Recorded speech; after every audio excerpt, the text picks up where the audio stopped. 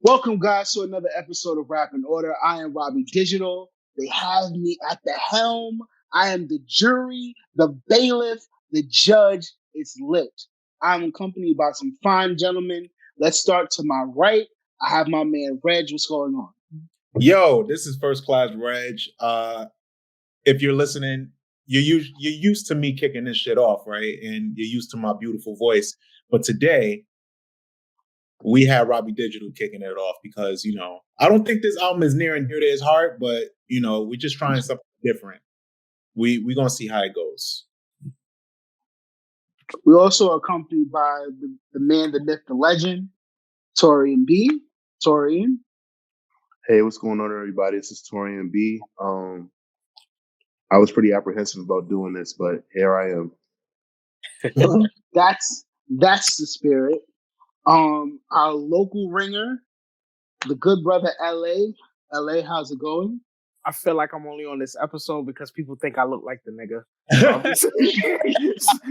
Wow.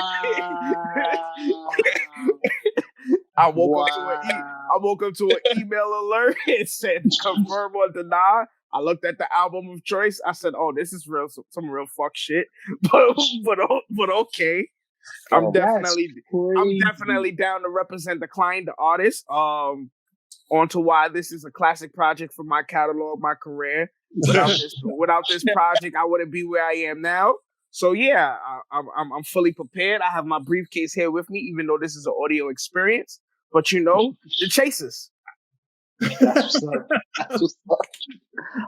And lastly, but certainly not least, you have Eli P. Eli, what's going on? What's up, everybody? It's good to see y'all. Let's get into it. So, what we are calling into to the stand today is going to be Meek Mill's 9th studio mixtape, which is Dreamchasers 2. It's ironic that Dreamchasers 2 actually came out May 7th, 2012. This is a pretty big mixtape for him. It became the most popular mixtape on Daft Piff, coming on at number 6, with 1.5 million downloads within the first 6 hours, as well as over 2.5 million downloads in the first 24 hours of this mixtape releasing.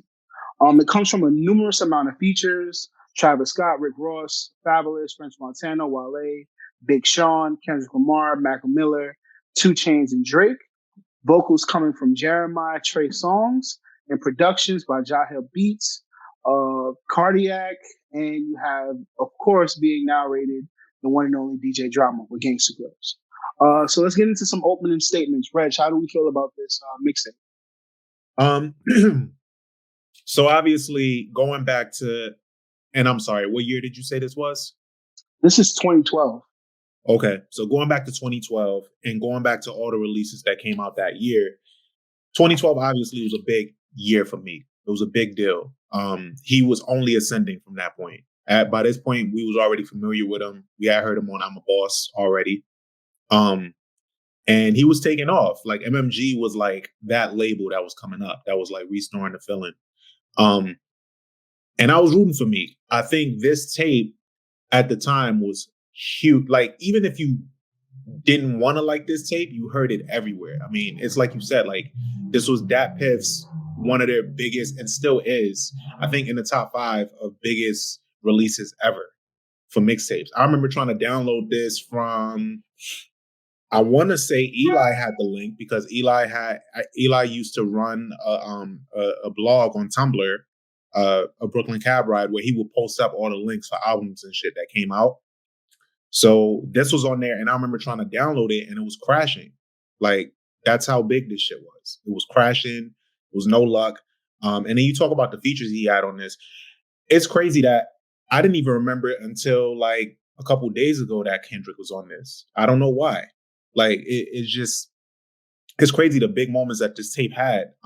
But when I was listening to it recently, like in preparation for this, it just wasn't moving me like it was back then. Maybe because I'm over Meek's style now. Like maybe because I'm over it, I'm not really rooting for him like I was. But this wasn't really doing it for me. Hey, what are your thoughts? Okay, so I have a lot of thoughts, so I'm just going to get started. When I think of 2012, right, and I think of the music that came out at that time, is really interesting because when I think back on it, it's like Good Kid, Mad City. That's what you think about, right? And I'm like, damn, like Dreamchasers 2 is probably outside of Good Kid, Mad City. Good Kid, Mad City is like this like thing, right? It's like like the Chronic, is like Doggy Style, is Illmatic, is Rouge and Rouge Out. Like that's like a comic, right? But then you have Dreamchasers 2, and I think honestly, like what that mixtape did, as far as like mixtapes, Dreamchasers 2 is kind of like the Get Rich or Die Trying of mixtapes. And when I say that, what I'm saying is it's like how polarizing it was. Like Regg just said, like the site crashed. In 6 hours, it did 1.5 million downloads. In 24 hours, it did 2.5 million downloads. Like, it's one of the most downloaded mixtapes of all time. It kind of changed how it kind of made actually. This project and Big Sean's Detroit project that came out that same year actually made labels actually want artists to put their mixtapes out on the label. Like, so this mixtape is, even though like I make jokes about Meek and like I know a lot of people think I don't like Meek, this mixtape actually like put food in a lot of rappers' mouths going forward, because artists that were putting out mixtapes were actually getting deals off of doing that. Yes, I know 50 Cent, Dipset, what they did with mixtapes for albums and things like that. But Dreamchasers 2 made it so that, you know, they're like, all right, try to get some original beats. Try not to like, you know, use other people's beats and stuff like that. Use samples that can get cleared, and we can actually make this something work. Make it something that work, and we'll just call it a project or a promo. You know what I'm saying? So I just thought that was just like a big deal. And also what I took from it, right, is, and this is going to be like where people are going to think I'm slighting me, but this 2012 Meek peaked. Like, this is it. Like, this is as good as Meek has gotten. Like, this is it. To me, like, this is the best Meek Mill that, like, it hasn't, like, he hasn't progressed as an artist. Like, and that's what I'm saying. Like, I see LA, you making your face, but what I'm saying, like, as an artist, like, every song that he's put out since 2012, he could have put out in 2012. Like, he didn't progress. He hasn't gotten better. He hasn't changed. Like, this was it. Like, all the experiences that he has, like, it seems like his rap ended 2012, and he never tried to like grow as an artist or do anything more. Right. So Rob, when you get a chance, come back to me, because I want to talk about the projects that came out in 2012 to just talk about the relevance of why this project was more polarizing than any project that came out that year. I won't do it now. Definitely, because there's some mixtapes that we definitely can talk and about albums. there, Yeah. and albums. LA, what are your opening statements about this this mixtape? I object to everything that man has just said about Good. On what grounds? On what grounds? On the grounds of he peaked at 2012. His artistry, the music that he made since 2012 could have came out in 2012. That is absolutely incorrect, undeniable. Absolutely not, positively not. That is incorrect. I remember where I was when when I created this project in the time of my life. I was, you know, just leaving Philadelphia, entering Miami, and I knew the air was different, the women was different. I just cut my braids, you know. I was feeling it. I knew where I was at. Nah, this to me was Meek Mill's Rookie of the Year project. If anything, he showed that he had all the intangibles of what it took to be a star in the game. It's kind of like the rookie that actually goes to the playoffs and has a breakout season, and now you look forward to see how he progressed throughout the career. The reason why I disagree with Taurian's statement is because he also showed new variations of making music. So prior to, if you look on this tape, there's no real records for the ladies, you know. And then a couple years later, he transitions and he makes records for the women. He gets more in depth about, you know, friends, family, and money. He went to jail a couple times after this, so he had way more experiences. So those records that came out 2016, 2017, 2018, 2019, and so on and so forth, you know, could not have came out in 2012 because he didn't live enough yet. You know, he definitely beefed with his label mates. He lost his first battle ever publicly to Drake, RB Drake Graham, better known as the Sixth God. So I feel like at that time I was feeling myself because I was dating the woman that I thought he wanted, and I underestimated my opponent like any other Philly nigga did in rap. So you know, I stand corrected. I just want to interject and just add one thing. Yes, sir. So the fact that you're saying that you're basically giving life updates. You're not giving updates on how he developed as an artist. I did. I definitely said his music changed. Well, you know, it only changed in the sense of, yeah, like radio hits, but that's like a natural development. That's like any artist camp for any artist that's trying to be big. That's basically the ascension of Fab. Like, no, Fab, not what at he's all. saying. Well, Not wait, at all. That is not what I'm saying. Fab started out overruled. and he Taurian. Okay, go ahead. Taurian, and then we're gonna give it to Eli to close. Sorry, I just wanted to just say this. LA took what I said as like slander.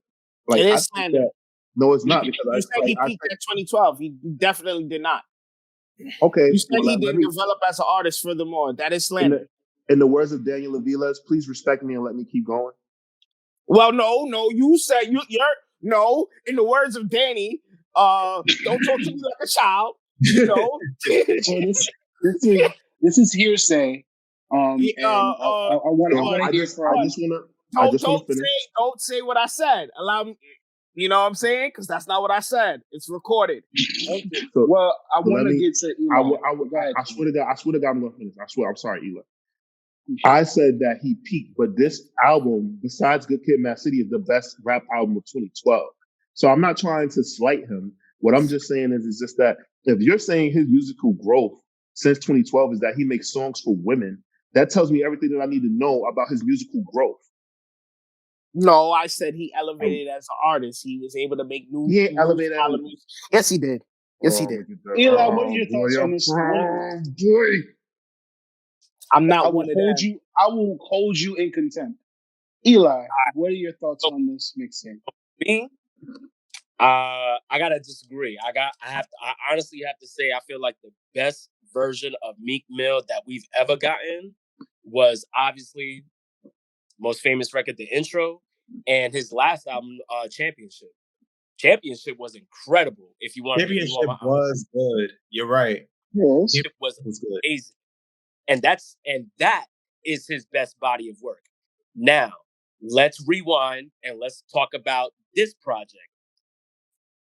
I've been trying to figure out all day how I could say this in the most polite way, but man, I honestly have to say this project is horrible from top to bottom. Shut up! Shut up! Like, shut up! Order. I will hold you in contempt. I've been in jail already. Shut up! I got Robert Kraft on speed dial. I will tell the judge to shut the fuck up. Eli is fucking bullshit, bro. Relax. We're gonna have some order and some decorum as we discuss this. Are you crazy? I will hold you in contempt. I need you to relax, sir. Eli, can finish your opening statements. Even the good songs are songs that I don't need, and the good songs have aged horribly. Bruh. Interesting. Mac Miller on watch your mouth. Oh my God. I love Mac Miller, but no. Watch your mouth. All right. let's get into this And you mixtape. want to start off the album with Face Down with Trey Songz and Wild. See. He doesn't qualify. He's looking at iTunes. He does not know the mixtape. Because everybody knows it does not start with Face Down. He's looking at iTunes. He don't know what the fuck he's talking about. He do no research, bro. This is what I'm talking about. Y'all bring niggas on this shit to talk, and they don't know what the fuck they talking about, Taurian. That is not the first record, bro. What the fuck is he talking about? What's the first record? Yo, you wanna know what I just realized? Taurian, son. Taurian, am I bugging? Listen, you wanna know what I just realized? I gotta talk to y'all less because LA just got to go crazy, and nobody's gonna say nothing to LA. Yo, because he's bugging out, bro. You're not gonna say ready or not. Yo, bro, if niggas listen to this, niggas is gonna say, yo, what are these niggas talking about, bro? We have to protect the intellectual property of FKB. Because if we have niggas saying dumb shit like this, and this is why niggas steal our content, bro. Because y'all niggas saying dumb shit like this. All right. I swear to God, yo, LA. bro, So, it's mad funny just because for LA is going off how I usually go off, and it's mad funny because nobody's gonna say LA, yo, you're verbally abusive, you're toxic. We all talk about you. I just need to leave the group chat and just see y'all whatever we record, so I can just get my shit off. That's what I'm gonna do. Yo, bro, there's literally a track called the intro. How is Face Down the first record, bro? Like, what are we talking about? LA. So, yeah, LA, as LA is talking, fast forward, a lot of mixtapes have made it to streaming platforms. Be that as it may, the original version of this mixtape starts with the intro with a sample coming from Mike Tyson's famous interview. That is where this mixtape starts. Yeah. It's not an interview. It's actually it's not an interview. It's not an interview though. It's not technically an interview. Yeah, it's actually like an excerpt after a fight. Correct, if I'm not mistaken. It's after the fight. Yeah, it's after the fight. Being that you know Tyson is a hero of Taurian. Do you want to reread the excerpt because I know you know word for word. I'm not going to reread the excerpt, but he's a hero of mine and Regg's, and I think everyone's, Brownsville, Brooklyn stand up. He just let Lennox. This was before the Lennox Lewis fight, and he just let Lennox Lewis know that he wanted to devour his children, and that nobody could fuck with him. That he's the baddest man ever. You know, he's Jack Dempsey. You know, he's Hannibal. You know, they're peasants. They can't fuck with him. And I think that this was a great way to start the album off, is what I'm saying, because Meek was coming to good message. Yeah, basically Meek was saying, "Yo, I'm coming to like take shit over," like because Meek's intentions was to be the number one rap nigga, right? He's from the hood, he's authentic, he's from Philly, he's a part of bike life, you know what I'm saying? Like, and because compared to his counterparts, right? So compared to his counterparts that at that time, like he still like had a chance against. You got Drake, you got J. Cole, you got Kendrick Lamar, right? I'll include Big Sean, right? So of those four rappers, no one is going to say that Meek isn't the most authentic of those out of that five, right? So Meek was coming in saying like, I want this shit, and the anticipation and demand was so high. That's why it's obvious that on that mixtape, like it was downloaded so much by that pip. So I can say that the proclamation to even begin this shit is crazy. And then the other thing I'll say is I feel like when Meek Mill raps, it's like he's rapping while he's running from the cops. He raps like niggas is chasing him, and like the Hot Boys. Like the Hot Boys is like just running. Yeah, but he's actually rapping. Yeah, like in the Hot Boys video where they were running with bags of money, but like Meek is like trying to rap and like trying to speak into the mic. That's how he raps. That outfit with Meek Mill in all black, where he's running and turning the corner. That's how he raps. See, he had a white shirt on. He had a white shirt on. This nigga does no fucking research. Why is he talking if he doesn't know the facts, bro? Like, yo, bro. Like, Google is real, bro. Like, it's right there. Yeah, I I'm gonna can't. need you to hold your composure, LA. Reg, what are your thoughts on the intro? I like the intro. I think Meek did a good job at maybe this is where he built. He started built. When did his debut drop again? Literally shortly right after. It came out October 30th, Okay, 2012. It came shortly after. right. So I think this was a great way to start off the momentum to the intro that we all know, to the intro that became his classic. But this was like a good lead in because this was a great way to start this tape. I don't hate it. I really like this intro. LA, what are your thoughts on the intro? The intro was cool. Like I said, it sent the message, Picket Tyson to literally, a Tyson soundbite to let people know you coming for everybody. You're gonna eat their heart out, And then, he paid homage to his Muslim brothers from Philly at the end of it. Tyson says, praise due to Allah. And then he gets right into it. So, it had a nice dramatic effect. It had a deeper meaning to it. My defense is impregnable. Yeah. You know what I'm saying? Ferocious. I think he used Mike Tyson's the soundbite to literally let people know his intangibles as a rapper. Like he could spit, he'll go bar for bar, he'll go in the ring with anybody. Which, if you look at the track list, come to find out, a couple of these people he did go toe to toe with. And he lost. Yeah, he went toe to toe with his label mate Wale. He went toe to toe with Kendrick real quick, and he went toe to toe with Drake. So he proved that he was willing to do it though. Yeah, I don't know if you listened to the intro. Probably did it. So because he thought freestyle was the intro. Yeah, y'all been telling me Mike Tyson was the intro, which is cool and all, but I don't really think that. I don't think that's a good way to like foreshadow his career because, he lost. Well, he fell down the icy steps. He had a person, Red Scully. Look. We're not gonna get into semantics here. We're at 2012 Meek. We're not talking about anything after. We are in 2012 Meek. That closes like horrible foreshadowing. Like you didn't live up to it. We're gonna take the intro off the stand. Shout out to Beat Bully. We're gonna put Ready or Not, produced by the All Stars, on the stand. Of course, the sample is coming from the timeless classic Fuji's Ready or Not. What are we thoughts on this? I'm going to start with Taurian because Taurian has his hand raised and see what his thoughts are. Taurian, what are your thoughts? Number one, it's so funny now how I can't fucking stand DJ Drama or to hear DJ talk on the track. But back in the day when DJ Drama would talk, I would be so motivated and focused because it sounded like he just knew what he was talking about. Like when he's like, when you're dreaming, this is what your brain does. And I'm just like, oh, word, he dropped knowledge, right?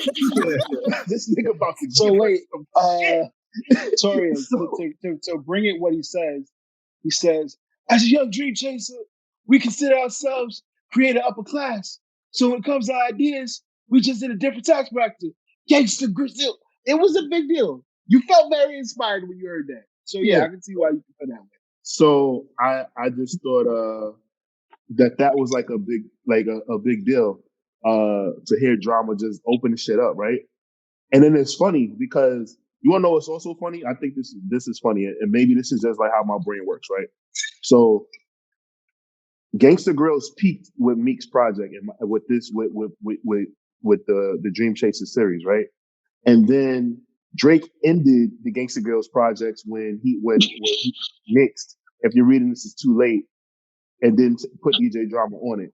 So I just think it's really funny how like he peaked and like crashed and burned like so close together. But another thing I'll say that's unfortunate is that because labels okay mixtape so much and like the mixtape was such a big push of Meek's career, this track, if they could have polished it up and mixed it better, should have definitely been on an album of his. He probably couldn't get that sample cleared, bro. I mean, they could have without the sample, but the sample does. Yeah, it gives it that dramatic effect. It does. I really think it would have did well on the album. But that's all I have to say about that track. I mean, we definitely you know what we should have done? We should have did a count on how many times Meek raps about a rollie. We would be here all night. Reg, what is your thoughts on Ready or Not? Ready or Not is okay. You know, are you still the guy to tell us the samples since you're hosting today? Yeah, I told us a sample at the beginning of once you brought this track to the stand. I gave. Okay, my bad. I missed that part. But yeah, Ready or Not is cool. It's not. It doesn't carry the intensity of the first one, but it's cool. It's not. It's LA. not dud. Oh wait, go ahead, Greg. I'm sorry. LA. No, I was just talking that it's not dud. I totally disagree. I feel like this was a great record. I feel like this as we continue to go through the track list, he hits his stride from 2 all the way, you know. Well, when we get there, we'll get there. But I feel like he hit his stride, and it was a real good first round. I think if this record somehow could have got cleared, if it could have got mixed or engineered. Obviously, I don't think Cruz was around at this time. But you know, it did what it needed to do. It gave what it was supposed to be given. Yeah, for sure. Like I said, it followed up the intro. I mean, you know, just with the title alone, Ready or Not, here I come. Like, you know, he had Mike Tyson talking his shit, and now he's here. It's kind of like in reverse. Like in boxing, the rapper would come out with the boxer, but in this, the boxer came out with the rapper, and now it was his first round presentation. Eli, I'm not sure if Apple Music had it in this order, so I don't know if you heard the song, but it's Ready or Not.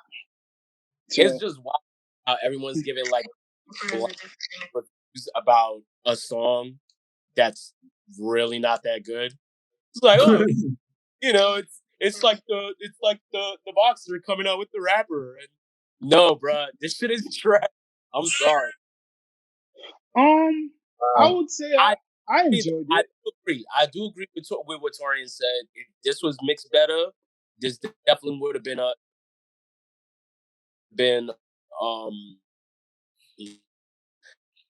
Look at that. Look at God working so beautifully. Khaled.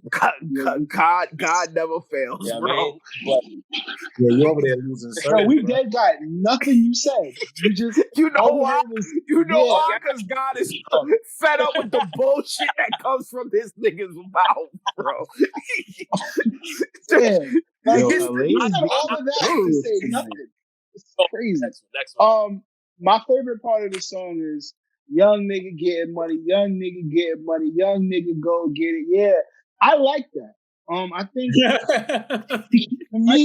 for me, wait, I'm so sorry. I gotta cut you off.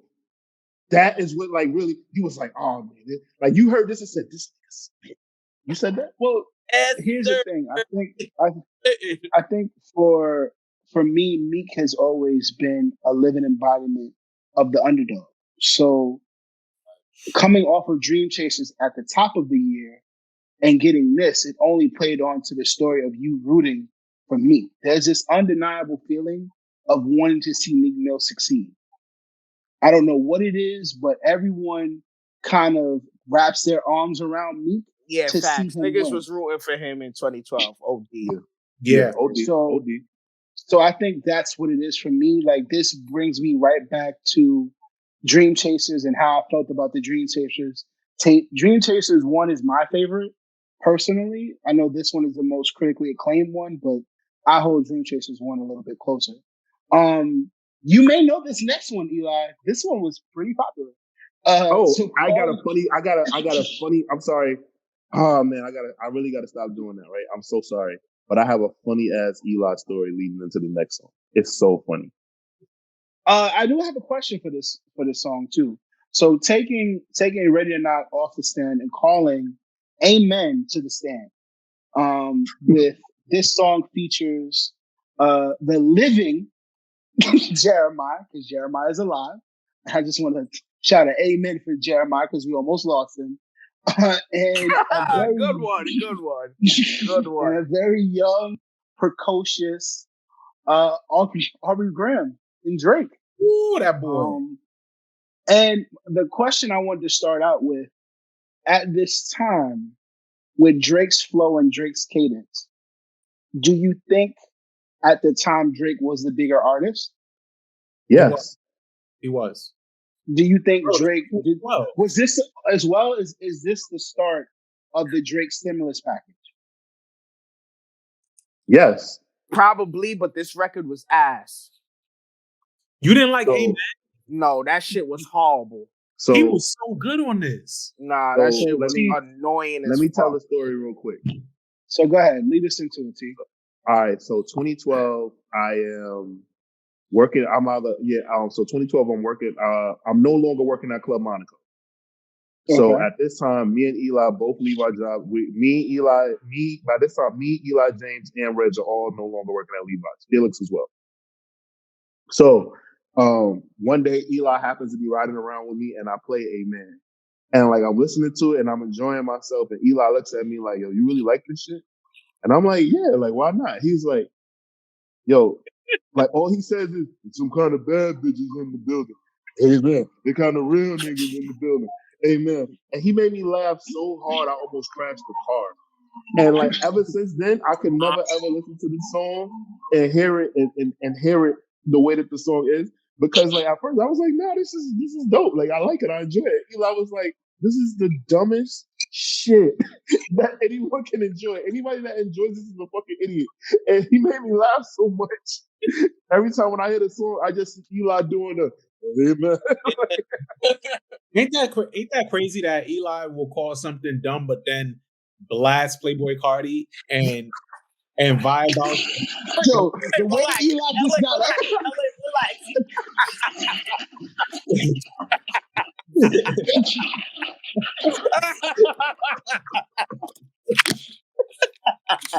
This is only more intense because LA has on a black wife beater.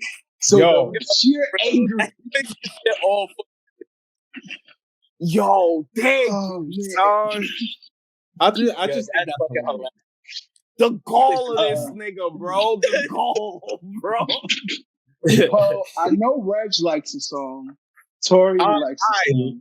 No, I don't. I don't like it. I don't like it. Oh, okay. After Eli roasted me, I said I can't like this no more. My man thinks I'm a fucking simp. Nah. Drake sounds amazing on this. Wait. I just don't say. Yeah, go ahead, Regg. Drake sounds amazing on this. He's in a different pocket on this. He sounds great. Shout out to the producer Key Wayne. He's from Detroit. He's been grinding for years. Is it K Wayne? It's K Wayne. Key Wayne. Key Wayne. I figured it, but I couldn't see the whole thing off the track list. But Yeah, definitely. How do we feel about Drake on this song? Like this is a very young. He doesn't even use this flow pattern anymore. I think I genuinely think this is one of his worst features of all time. I agree. They don't make great records together. I bought my niggas some cane so much it came with a plane. I bought my niggas some dope so much it came with a boat. He stopped using that flow because he gave up the hope, bro. You know what's crazy? That flow, if you read it a little differently, it sounds like Rick Ross.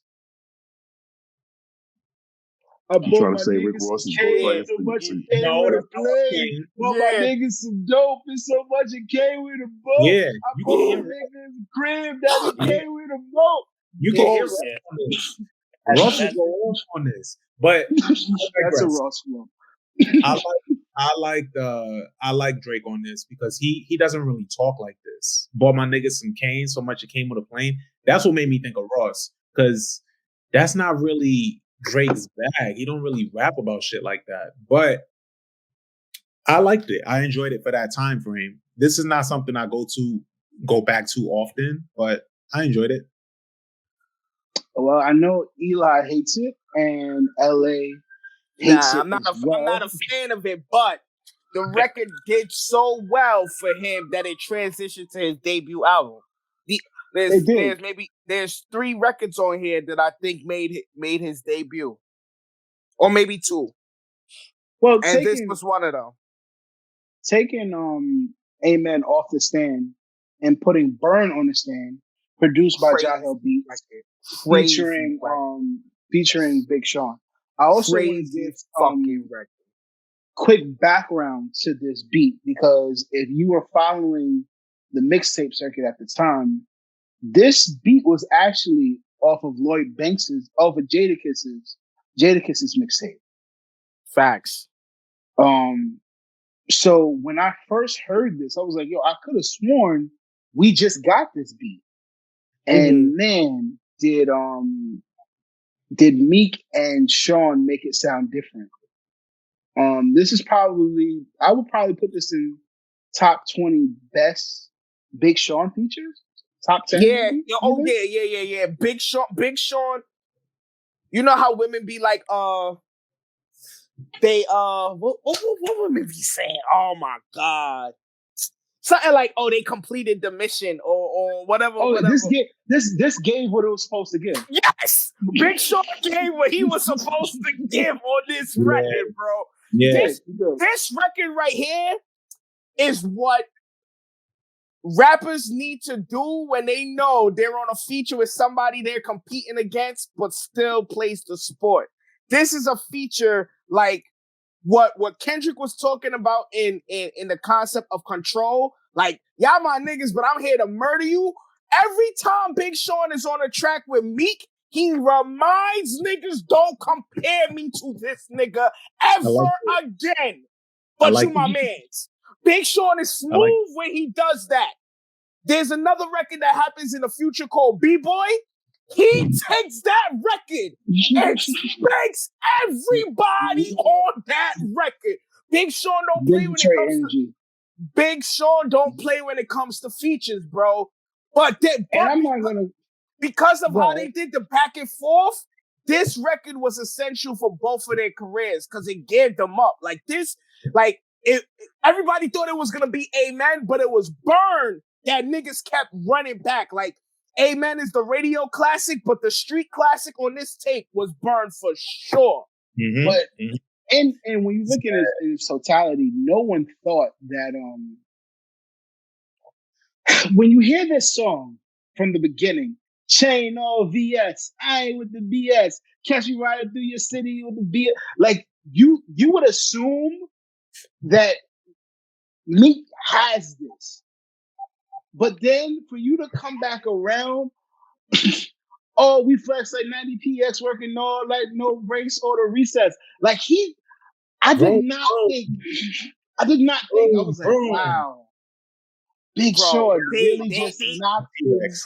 He said, yeah, I'm like a T-Rex, bitch. I'm 23 years old and I ain't riding in the Prius. My cousin at school can't believe he graduated. Threw him $20,000. Told his ass congratulations. Because me? Made for that shit. But we all like clear the consistency. Like Sean got the best like verse, right? He does. Oh, for sure. Like nobody's debating that. Nobody's debating that. Every time. And quiet as kept. I really, I think they only got. I'm pretty sure they have maybe about maybe 3 or 4 songs together. But Meek and Big Sean, everybody was always highlighting Meek and Drake, but Meek and Sean, they really get in the studio and work. Like, you're not just say that, yo, bro. You don't listen though. You clearly don't listen, bro. I literally just went on a bro. Yeah. Yo, bro. You don't listen to me, bro. He did. He just said that. B-Boy. I literally just gave other records. We said that. All right. I think what's so crazy is that the energy that Meek gives, and then Sean just comes and completely downplays it. Like, you think of verse 4, and verse 5 comes in and Sean just says, "Oh, that's your girl." damn, you ain't learned shit. She naked in my studio. I'm on my Howard Stern shit. That, like, it.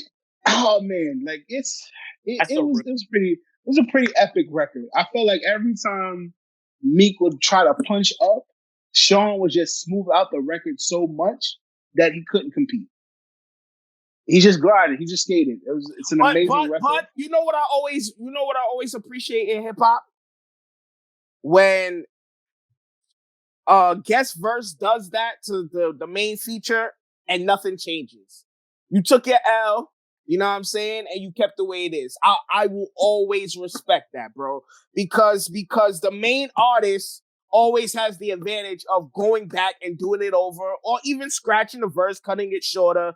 You know what I'm saying? So I always appreciate people, you know what I'm saying? People keeping the verse of where they can have the mindset of, yo, somebody probably would think I lost on this beat. Absolutely. Yeah. Absolutely. Yeah, man. I mean, at the end of the day, it's all for the betterment of the audience, right? So you can't let that other shit get to you. You just gotta. Nah, bro. We talk about niggas' ego. Fuck the audience. They ain't hear it yet. I get that. But also, niggas just gotta you gotta just keep going. What you gonna do? Yeah. You gonna trip over it, or it's gonna make you better? But then, as we take Burn off the stand and we go into A1 everything, it's like that nigga gets chewed up again. Go ahead. That's so I was about to say. Produced by Sly Sense. You don't usually see rappers get 8 back to back. Or the feature, like the feature nigga comes and smack the shit out of you.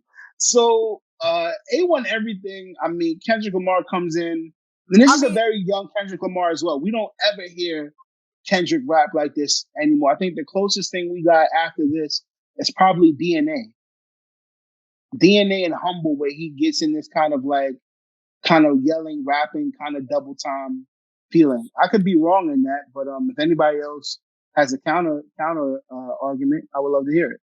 See what you got. Rigor Mortis.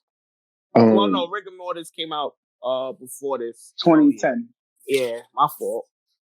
I didn't enjoy this Kendrick versing. I know I'm like a Kendrick stan. Like, it's crazy though because Kendrick does eat up meat, but it's like I'm not like this is part of the album where I'm kind of like, all right, Amen was a lot, but then picked it up with Burn. Then I had this one, and I'm like, Meek's flow is a little bit too high pitched, and then this is when Kendrick was really going hard with the Martian flow. So like when I know what he's saying, but I'm just like, oh man, this is I don't ever go back to this one. Like this is never like a song I go back to like ever. So it's just like for me, like both of their flows on this song, like I just wasn't here for it. But I know that Kendrick did have the better verse. Meek gets ate up a lot because he's not a superior MC, but that's not a big deal. Meek lost on every feature on this record, but that made this mixtape just as good because Meek. It wasn't like Meek's verses was trash on any of these records. So Meek had some good moments. It just like for the artist aspect. If I'm Atlantic at that time, were they on Atlantic or Warner? They were at Atlantic at the time. They had Atlantic and Warner were essentially in the same fucking house. Okay, bet. So it don't really matter. But at this time, it's like if I'm an A&R, get prepared for his debut. I'm like, okay, I know he can work with this style, that style, this style. So even though to the rap critics, it's like, yo, Meek probably lost, but potential-wise of what I can do with this kid is very promising. Absolutely. Let's move right along to one of my favorite tracks on the album, taking A1 everything off the set and putting Used to Be.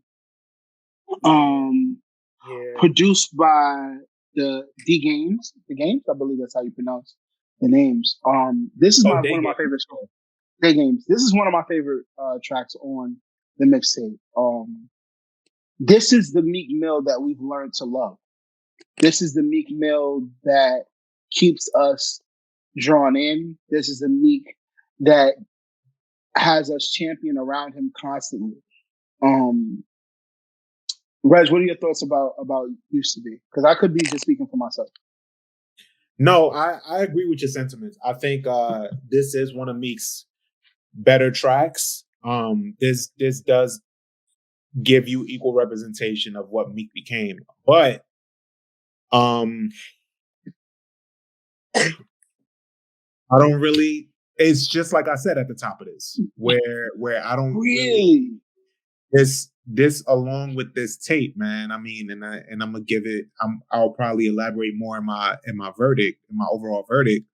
But I'm just not in the Meek pocket anymore, man. I don't know what it is. Like that's why this was kind of a tough listen for me because mind you, this was 2012, and that's why we do this show, so we can kind of reassess and revisit how we felt about shit. And going back to this, it just don't hit me in the chest the way that it did back then. Well, I can attest that by the looks of your transformation of manlyhood, your chest is a little bit stronger than it was back then. So I don't think it would hurt as much because you are now a sex symbol compared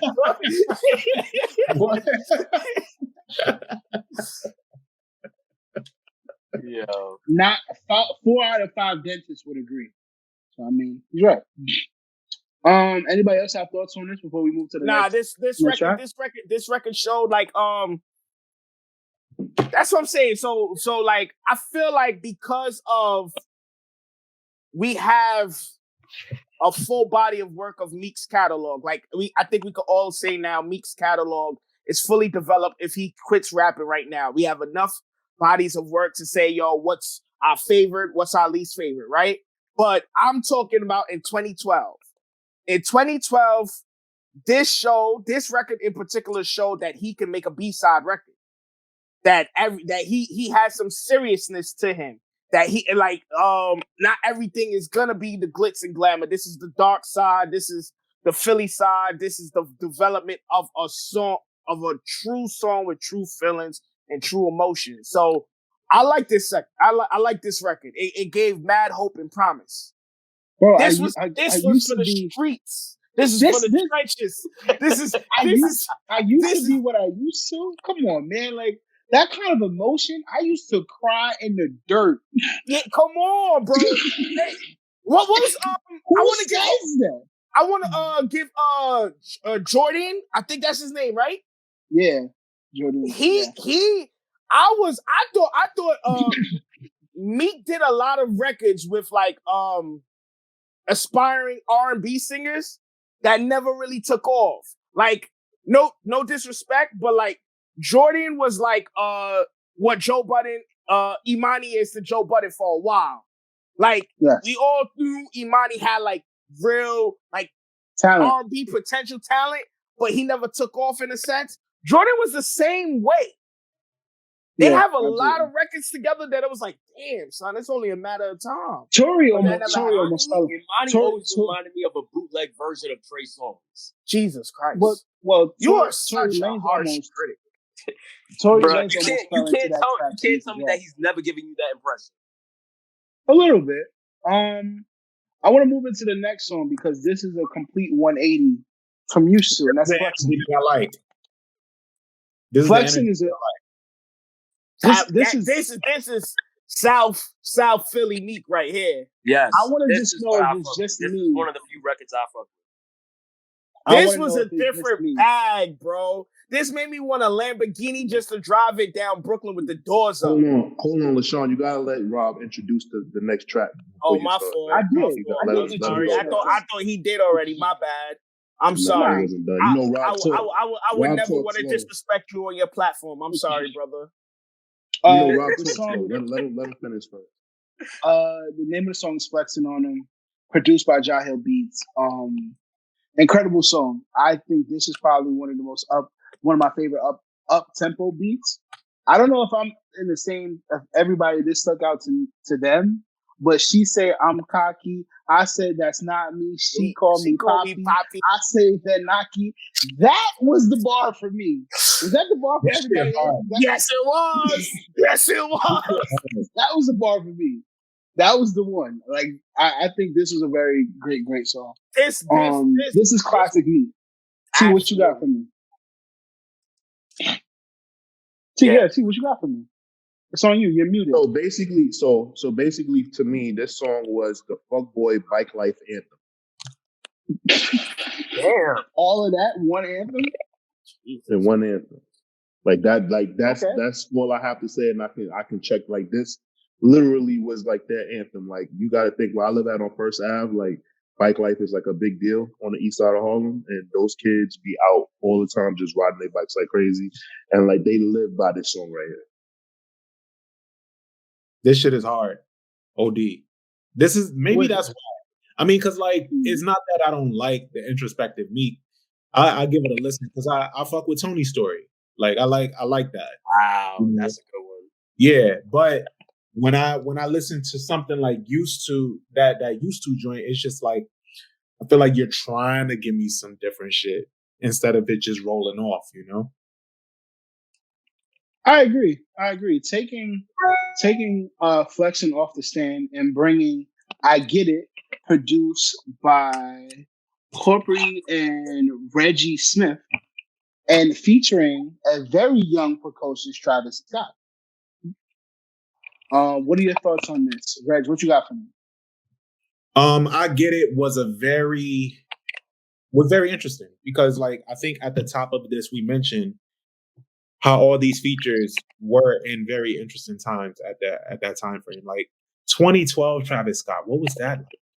What he was young, he was rapping. Yeah, his debut wasn't even out yet. His debut didn't come out till 2015. Yep. Days Before Rodeo.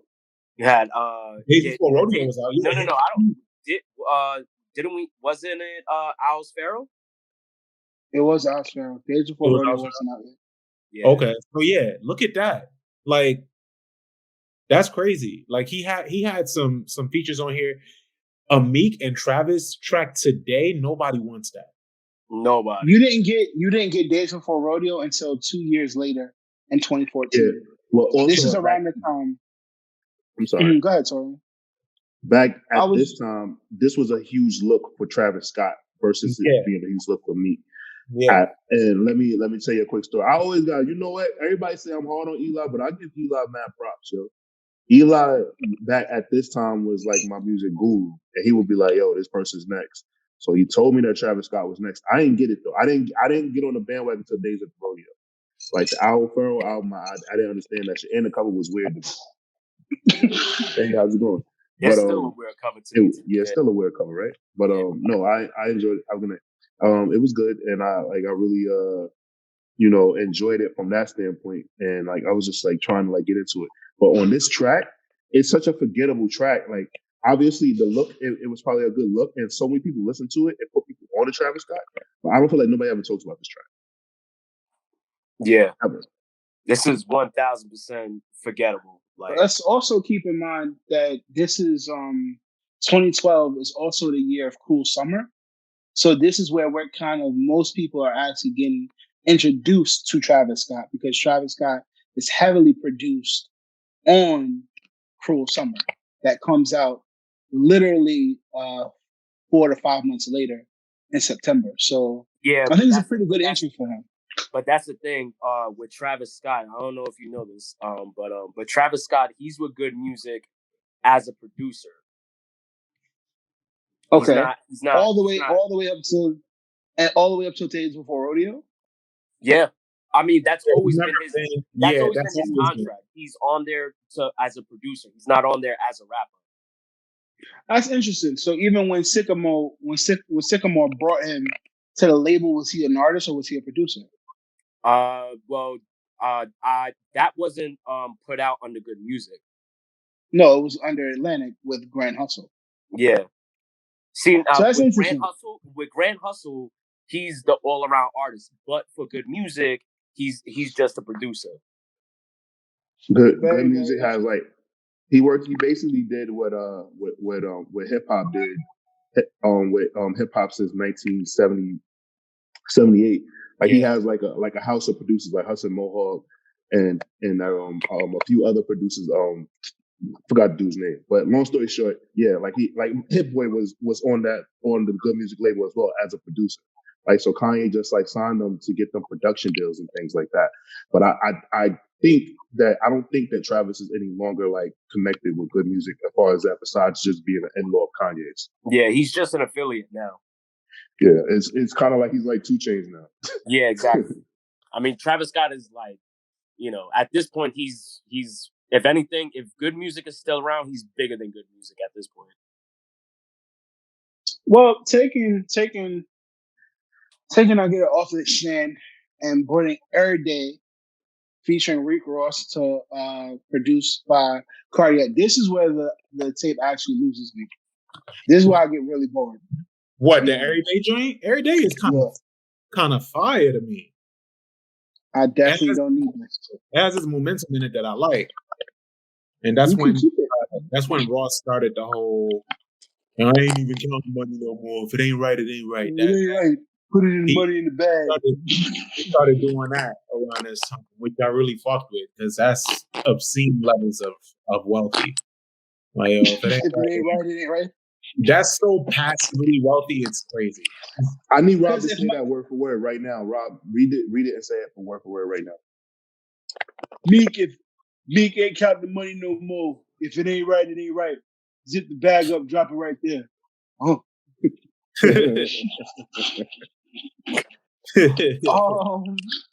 Taking Every Day off the stand and the song that I hate the most on this tape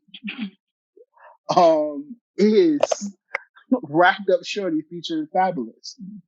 Racked Up Out It. I hate this song. I can't see it. I'm trying to get the production right now, but my computer is like running really slow. Regg, if you have the production, you can give it. Southside on the track, yeah. I had it. I just wanted you to do that. So I hate this song. I hate this feature from Fab. I hate the feature from French Montana. And I mean, this is pinnacle prime Twitter bars from Fab, and I hated every one of them. These bars did not age well at all. Okay, I have them. I'm here for it. Are you ready? I'm ready. I'm ready. My presidential Rolly, I call that thing Barack. Shit, I mean Barack. Too much of rock. My God. Bro, won't catch me in the passenger, and that's word to Pop, and that's word to Big. R.I.P. to the legends. What the fuck was that? Yeah. Yo, LA, that's your king. Explain it. Nah, he don't jack Fab like that. He don't do that. But he's from his borough, so he has to represent that man. You don't have to represent him. Oh please! I take shots for Fat Joe all the time. Eli, what are your thoughts? Yeah, this is at the time I understood it. I could understand why people like this song, but even back when it was hot, I didn't fuck with it. And going back to it now, it was just as terrible as the first time I heard it. So I'm good. As terrible? Huh? Just as terrible? Just as terrible, man. I agree. I really this didn't need this bad. at all. Yeah. But people, back then it was a big deal to get legends on mixtapes, and Fab was considered a legend, so that was a big deal for him.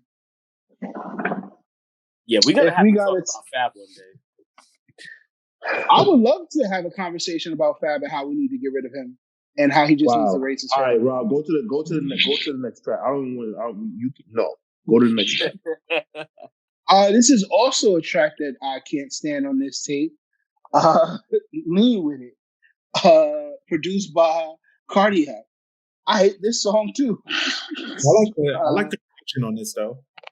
Go ahead, Regg. What do you like about this song? I like the production on this. Okay. Yeah, the production on this fits the tape. It fits Meek. This is regular dial it in Meek. Like this ain't like terrible, but also it's something about Meek that I don't like that he does. Like it's not. If you're a Meek fan, you like this shit. So it's like if you like junk food, just say that.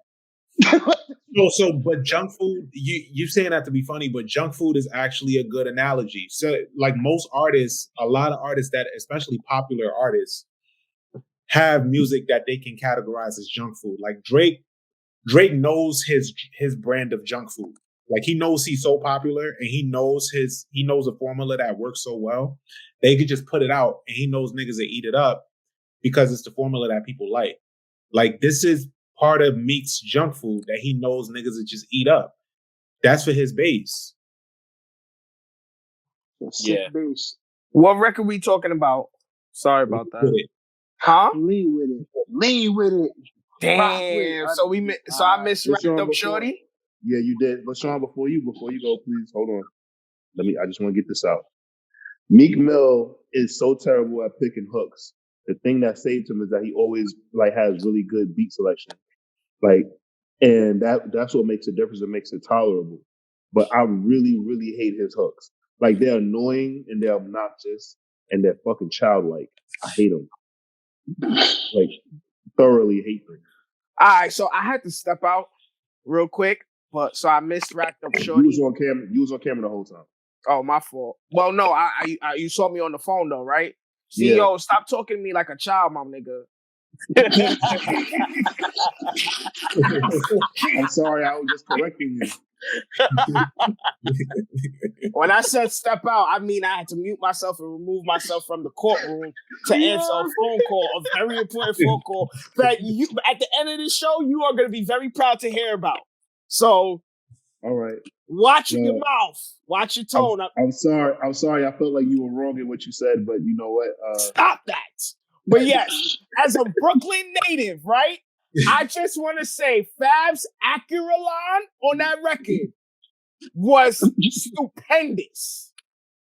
Fab did Brooklyn well on Racked Up Shorty. Lean with it was, I ain't like that record. But Racked Up Shorty was fire, bro. So that Barack analogy was fire to you? Was fire, my nigga. It was fire. You know this ain't nobody from Harlem on this tape. Fuck out of here. All right, so let's talk about it. Meek Mill want to be a Harlem nigga so bad, it's fucking crazy. No, he don't. He want to be a Queens nigga so bad. No, he want to be an uptown. That's a fact. He want to be an uptown head so bad. No, Meek wants to be a Queens nigga so bad.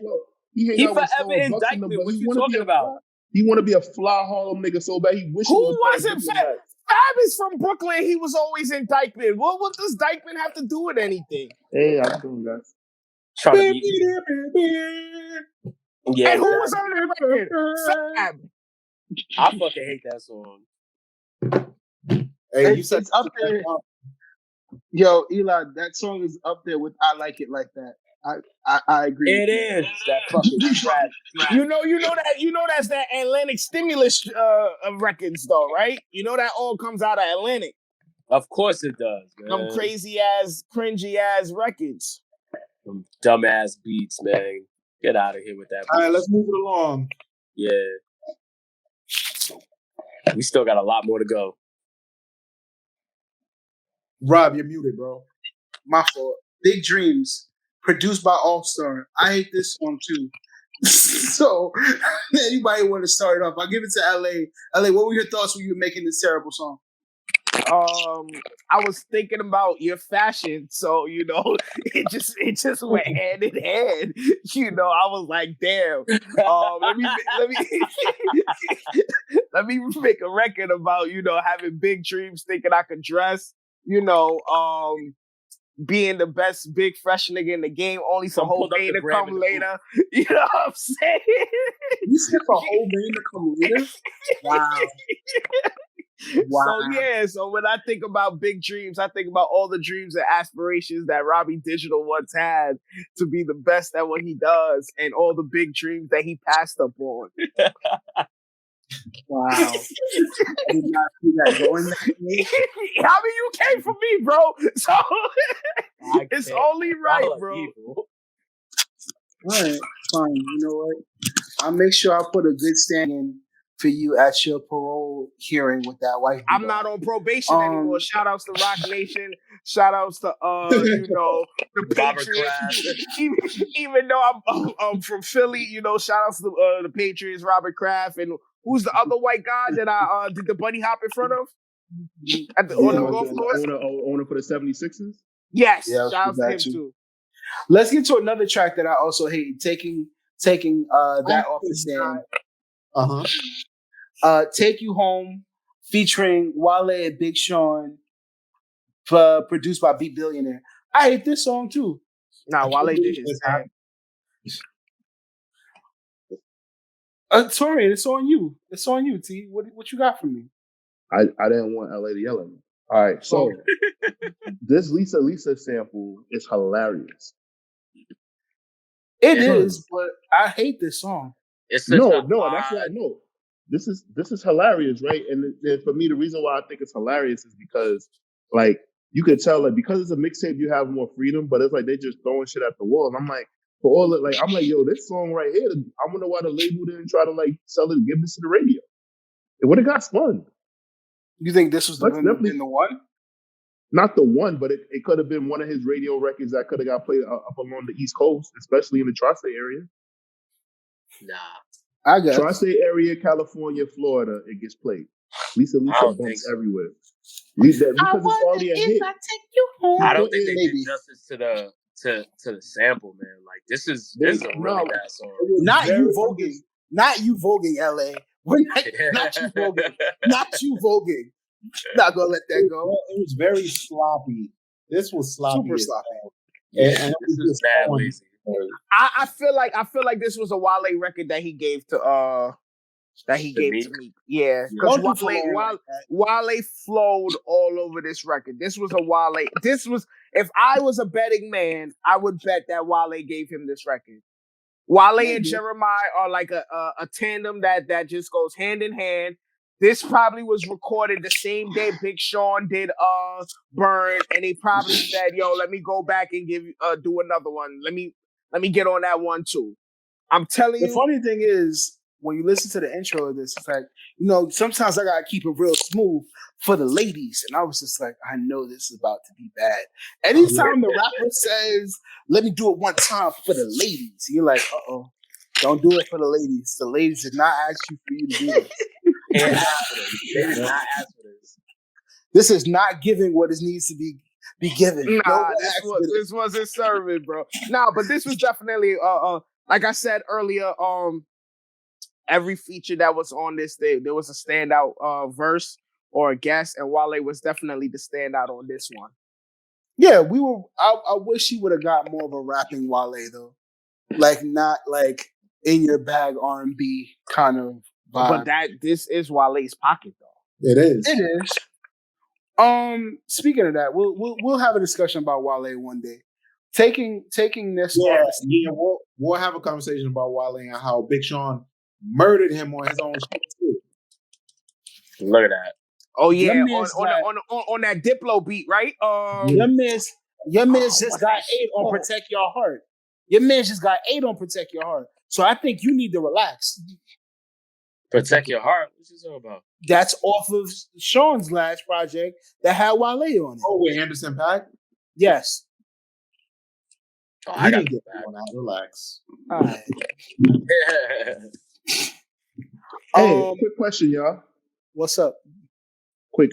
How y'all feel about Meek Mill denying Rick Ross entry into his section at Club Live on his birthday? That's fucked up. That's recent? Yeah. Yeah, Meek Mill's birthday. It was Meek Day weekend. And guess what city it was in? In Miami, I live. Come on. It was in Miami. Eli, did you just say LA? No, he said Philly. Philly don't got no nice clubs. Fuck out of here. Niggas just yeah, go there to rap I think that was fucked up, bro. Like no matter whatever contract litigations you under, man, you wouldn't be here for that without that nigga, bro. Yo, My thing is like and like Meek, he wants out the contract, and apparently what I've heard is that Meek, like that Ross said he as long as Meek like finishes out the contract, he can have out of it. But Ross is like he's bonded to this contract, so Meek got to finish it out.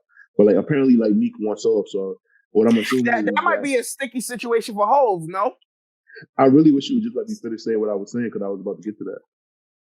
You don't say. Yo, I'm about to leave the studio. You guys have an awesome night. I refuse to take any. You know what? I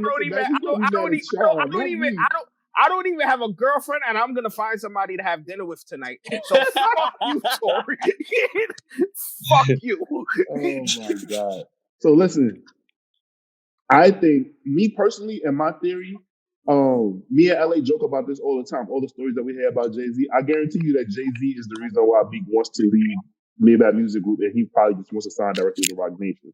Yo, I was looking at your contract, with Ross, and I mean, it's crazy. Yo, that's way too spot on. I mean, like, I like your music, Meek, but it's crazy. It's just no contract don't really look right. Like, I mean, me, Tata, I mean, Emery, he was looking at it, Marie, and I just think, I mean, we could do something better for you somewhere else. I mean, so just you talk with Ross and see what we can do.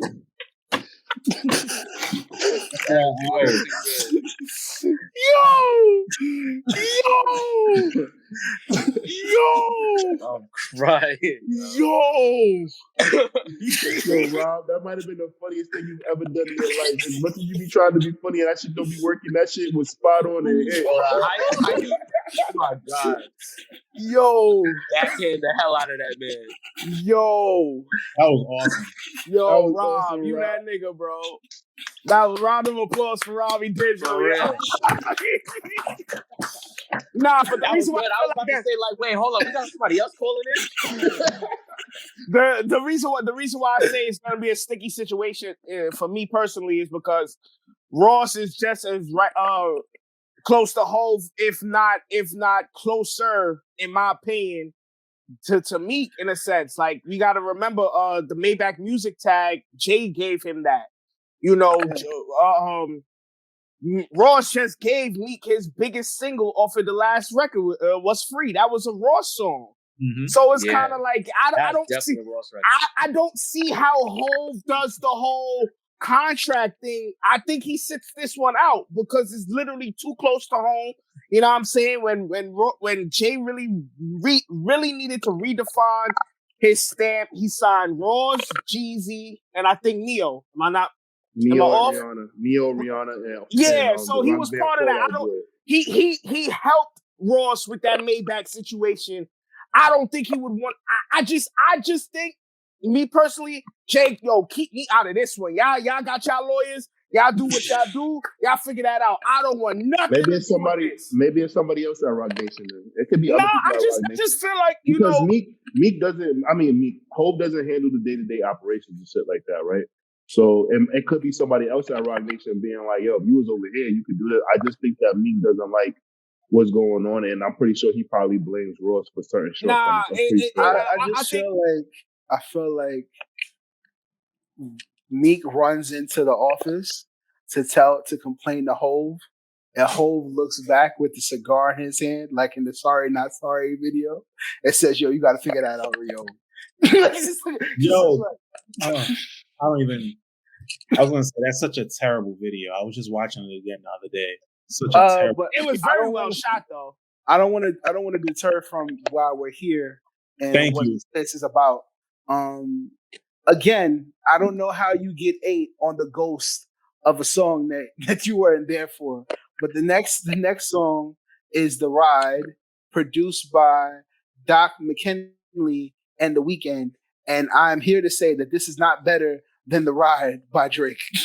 There's no freestyle that Meek has ever done behind an original Drake song that he did better than Drake. That's a fact. He keeps doing it. He just did it. Yeah. Yeah. Nobody needed that shit. Pepper, right? Why did he do that? Why did he do that? But I do feel like it does give it the mixtape feel. You know, you take somebody else's record, try to make it your own. Yeah, that's what he's being still. But start. But nah, yo. That's what I'm saying. I don't think there's ever a record where Meek and Drake has done where it's like, you know this. I'll put it to you like this. In all of Drake's albums, right? He's never featured Meek. Yeah. But Drake has been featured on Meek's records. I mean, and there is there is. Do you remember what in Drake's Versace freestyle? He says like a verse for a verse that's not a swap to me, or something in that round. Taurian, you can go ahead. What was the line? And this is what I was about to say. Well, you wasn't gonna say and the line. I'm glad what you just was about to say, because this is what I have to say. Meek did not grow as a fucking artist, and you just proved our case that he didn't grow as an artist, because Drake will never invite him to be on his album. You want to know why? Because he's the same fucking artist he was in 2012 that he is now, and Drake don't need that shit on his album. That's just not true. Why your man won't put him on the album then? Because Drake has trust issues. Don't do that like that. Taurian his money in the city that I know. I'm mad. He won't put your man's on the album. Taurian said that Meek Mill is Will Smith and Uncle Phil is Rick Ross. Why he don't got Meek no more? Why he don't want me on his song? All right, Rob. See, Rob, you fucked it up, bro. You fucking it up. You see what I'm saying? What I will say. You can't laugh too hard. He try to give it to you, then he start reaching in the book. Yeah, but I get it though. Fresh Prince, but I will say, Philadelphia, born and raised. Nah, Eli, you giving him too much credit. The scouts. I see it.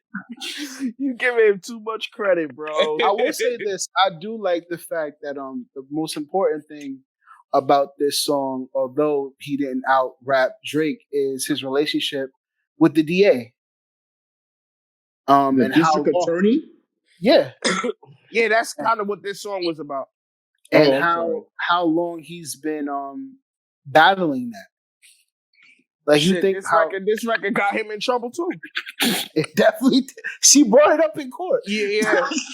she brought this song up bar for bar, line for line, or some Soulja Boy shit. Like she depicted this song. She hated this record, bro. She was like, "I ain't shit about me in front of my friends."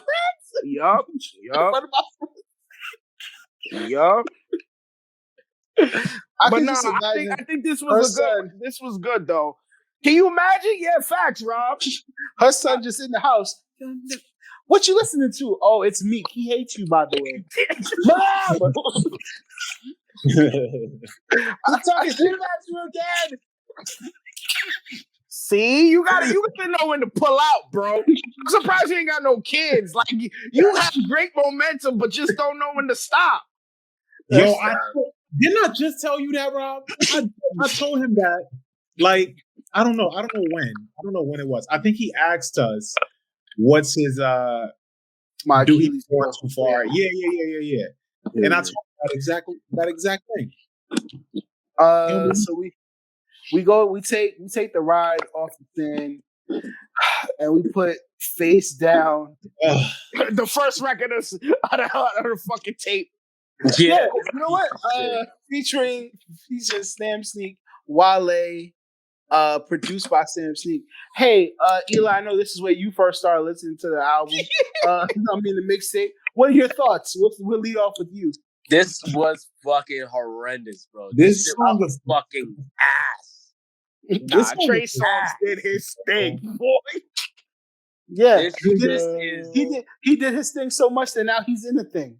Oh, brother, this guy stinks. So, yo, even though this song sucks, right? This song is like a like a classic strip club song. So for a very long time, especially like at Starlet. Here comes Taurian. I'm from Atlanta. Don't interrupt me. I know what Atlanta culture is like. I was born and raised in Atlanta. You heard me shouting. You know, don't interrupt Taurian when he's talking. So I was about to talk about the strip clubs in New York City, actually, because I wasn't living in Atlanta in 2012. I was living in New York. So the strip clubs in New York, like Scarlett's, Sin City, they were like Sue's Rendezvous. I think Sue's Rendezvous was just closing around that time. Yep. But like they were like really, really going off, and like this song was really getting a lot of play. And I wanted to ask y'all, who do y'all think is like the strip club anthem? Like, king? Do you think is like Uncle Luke? Like Wale got some bops, Waka got some bops. Like, I think Uncle Luke got it though. Uncle Luke definitely. Uncle Luke has it. No, I'm not gonna say Uncle Luke because Uncle Luke hasn't given us anything in God knows how long. But I'm just saying, like, who's dethroned him? Well, honestly, if anything, I'm probably gonna pull up from half quarters and go with Juicy J. Yeah, I was gonna say that too. Juicy J that was a good one. Yeah, because I would throw French, Juicy J, and Chains in there. Yeah, you got it. Yeah. That's I'm gonna tell you why you don't throw French Montana in there, because he samples mad Luke songs. So that's okay. So yes, that's why I was about to reiterate that. I mean, outside of Pop That, what else he sampled from Luke? I'm gonna say, and this may be a curveball. This may be a curveball shooting from the parking lot. Please don't say Wale, my nigga. No, please don't say Wale, my nigga. Ray Sherman. Ray Sherman. Ray Sherman. Oh, Ray Sherman? Yeah. Ray Sherman. Nigga said Russell Simmons.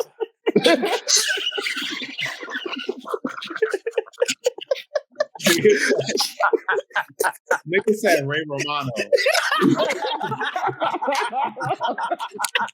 I thought he said Andre Drummond. I was like, yeah. That nigga making tracks. Yo, oh my God. Yo, Rob looked that up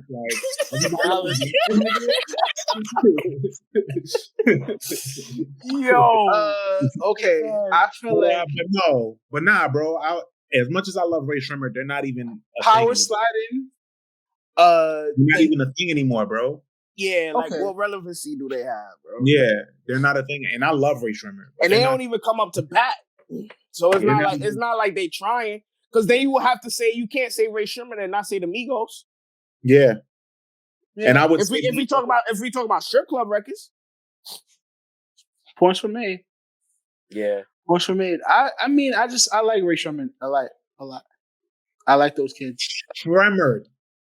Shremmer.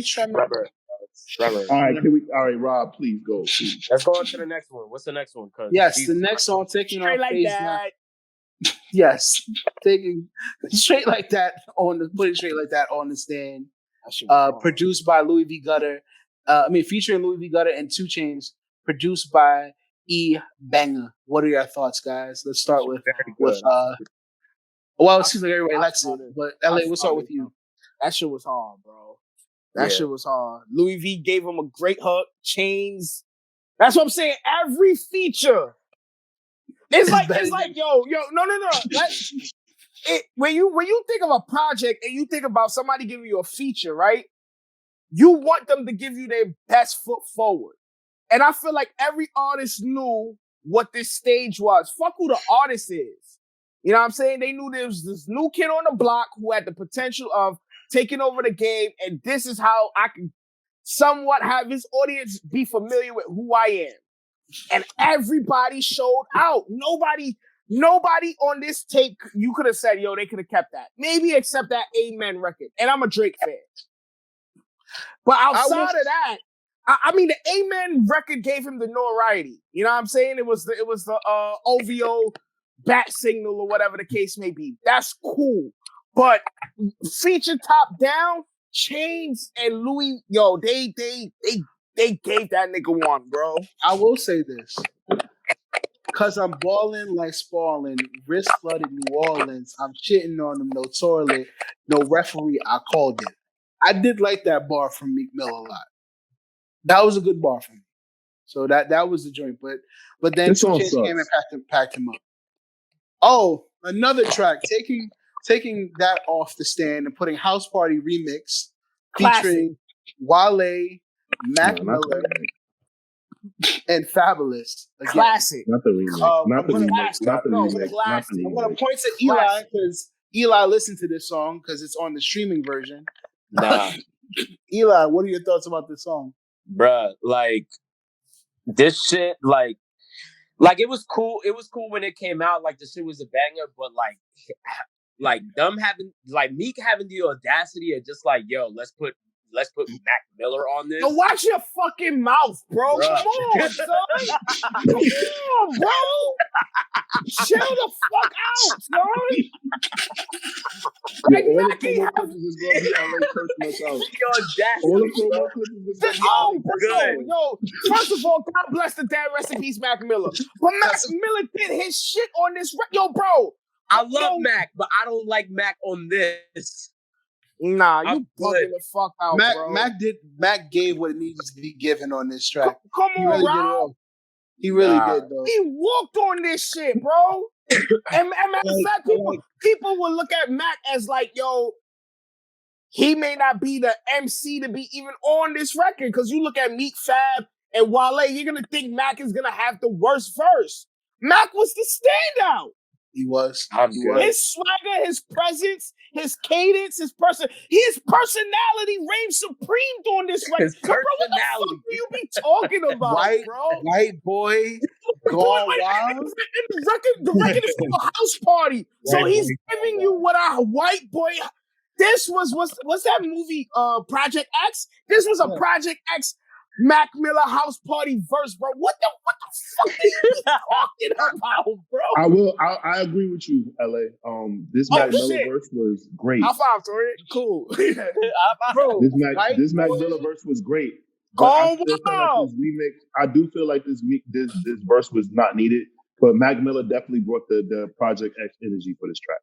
It's Yeah. what- So do gone you wild, Tori, walking across London Bridge, Fergie style. That was fire.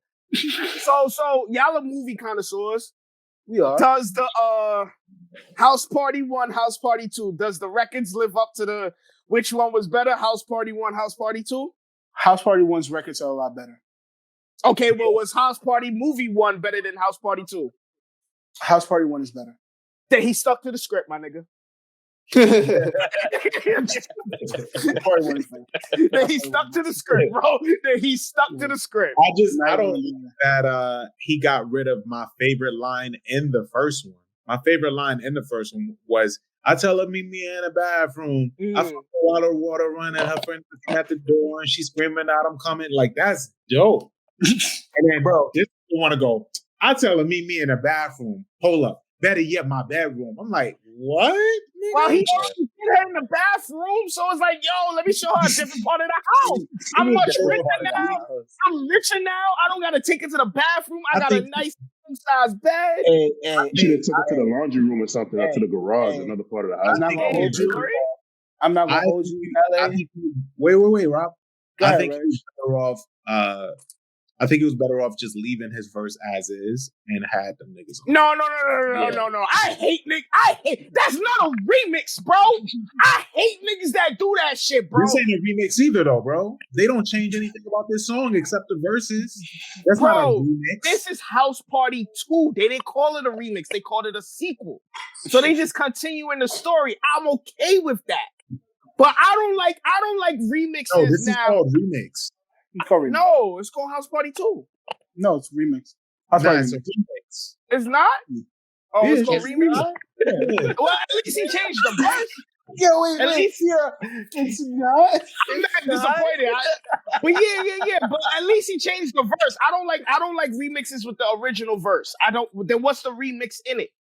If it's the same thing. Agreed. Oh, my Very- fault. I thought very it was much House Party 2. But listen, Eli. Yeah, you wildin'. Meek Mill's verse was incredible. Love Meek on this. Let's get into let's take our House Party remix off the stand, put Real on the stand, produced by Sap.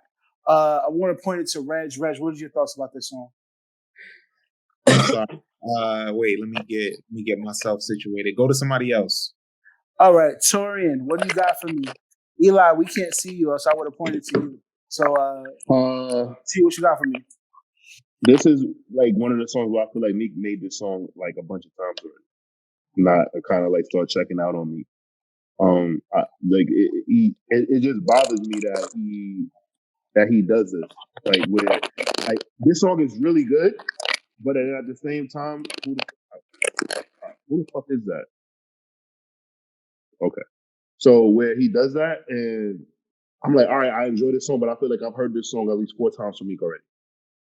Yeah. Like, I don't know like how to take that. I'm like, all right, the production is good. I get what he's rapping about because it's just like this. You're never like, oh man, that blew me away with me. I'm never blown away by me. That's one thing that I can say.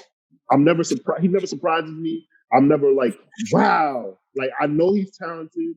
I know he's going to have good production because like, you know, he has a good ear for beats that kind of like get you pumped up, like to go to the gym or go to a party or something like that, or just have like kind of like aggressive content. Like he kind of brings it like he brings a junior size energy of what DMX did and the Rough Riders did when they came out in '99 and 98. Like he brings a junior size energy of that. Like he embodies that. Like you could tell like he's a child of that era. So he's able to make like the anthem song, but it's just that he kind of like lazily makes the same song over and over again. Nobody tells him like Meek, I feel like you just made that song. Mm-hmm. Well, if you hated that one, let's go to the next song. On My Way, produced by All Stars, doing the same thing. Yeah. So, well, no, what I was just gonna share about Real though was that I do like the production, yes, but also when I listen to it, it makes me miss Siegel, man. Siegel would have sounded great on this. This sounds like some old Siegel shit. It does. It did.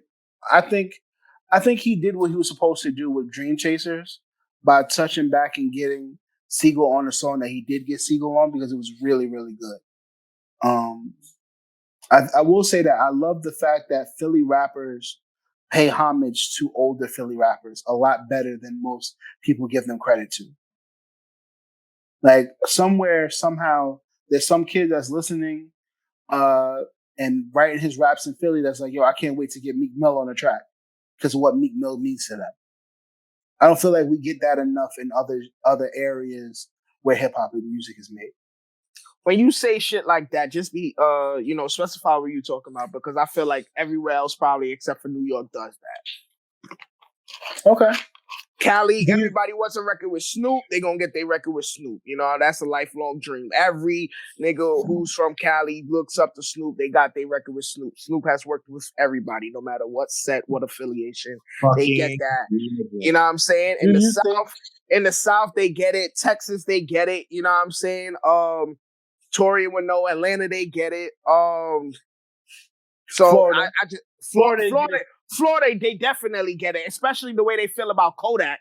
So they definitely get it. They just want to stand next to the nigga, and they get that. You know what I'm saying? Kodak is everything to them. So, I just feel like what you're saying is a New York bias because we don't see it as much. But even then, it's like it's coming around. Fab tries a lot. Jim Jones tries a lot. You know, they just not relevant. In a sense. Do you feel like because Jimmy for sure. Jimmy tries. Let me not say Jim Jones is not relevant because Jim Jones is very relevant. He's relevant. But these past couple of years he's been in his bag. Yeah. I don't mean it like that, but in the sense of like he touches the youth. You know, you'll see him with Bobby and Rowdy. You'll see him with A Boogie. He'll fuck with everybody. You know, Mano is trying to. The elder statesmen in New York.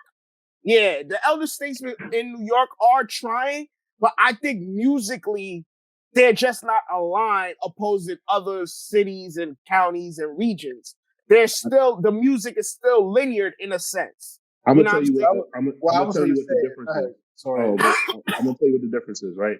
So the elder statesmen or the big homies in other cities are like touchable. So in Atlanta, Big Mike, Big Boy, Andre 3000, not so much. T.I., Ludacris, Gucci Mane, right? They're like accessible to the youth, to the younger artists, and like they kind of work with them hand in hand.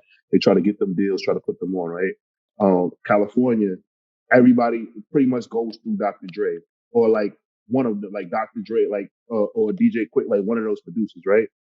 In New York, everybody doesn't go through Jay-Z or Nas. Like, you know, a few like I can't think of a New York artist that Jay-Z has signed or put on in a long time, right? So like, yeah, somebody like Jim Jones is an elder statesman, but he's not Jay-Z. Like he's not signing somebody, making somebody like a huge star, like giving somebody like his cosign isn't like making somebody a huge star. Like the two artists that he had that probably would have like carried his legacy on and put him in that status. One is no longer with us, Stack Bundles, and him and Max B fell out, right? So I just think that that's where the difference is that New York, the person who the people who would be unifying in New York, they're not.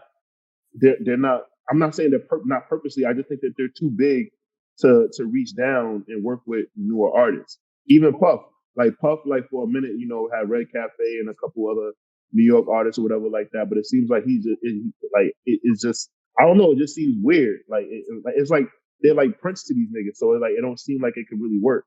But I think that's why it comes off like New York artists aren't sticking together.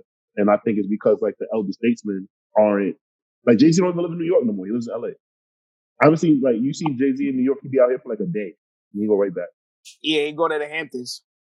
Yeah, he'll come here, probably go like to his favorite like pizzeria or favorite ice cream shop with Beyonce, and then he'll go to the Hamptons. Yeah. I mean, but like y'all get what I'm saying though? Like in other cities, like even in Detroit, that's a whole even in Detroit, you get an M, a Royce, a Big Sean.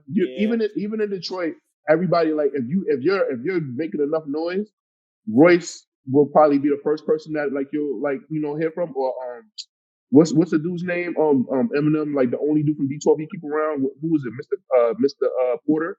Like will like bring them to M's attention, and then that's like going forward, like they'll get an opportunity.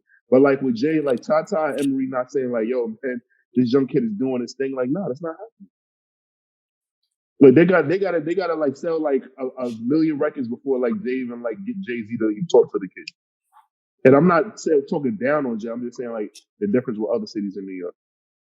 Jay-Z is the big, he's the final boss in the video game, and like nobody can get in touch with him.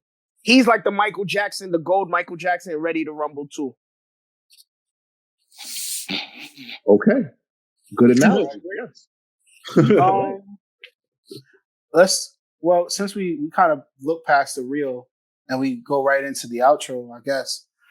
To On My Way, produced by All Star.